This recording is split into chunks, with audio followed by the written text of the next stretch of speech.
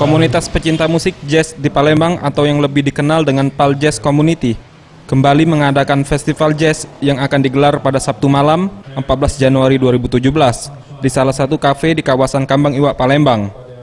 Dalam event rutin yang diadakan setiap bulan ini, Pal Jazz Community mengundang 3 musisi jazz nasional, yaitu Iwang Nur Said merupakan keyboardis jazz fusion, Inang Nur Said, drummer Topati, dan Tepi Maini yang merupakan produser musik.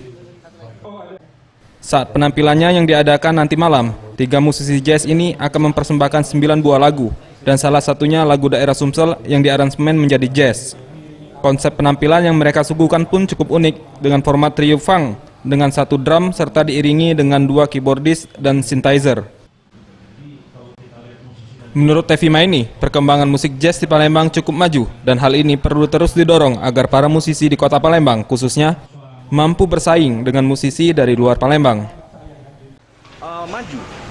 Sebetulnya maju. Putri saya aja umur 24 ya, dia sukanya jazz. Jadi apalagi dengan informasi internet sekarang ya, tidak ada batas, mereka sudah bisa mendengar.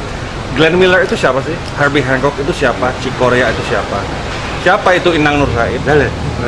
Siapa itu Iwang Nur Said? Nah, gitu. Jadi mereka lihat, jadi oh ini namanya jazz. Di luar negeri nonton jazz nggak mesti harus di hotel. Septian Rizky, Sriwijaya TV.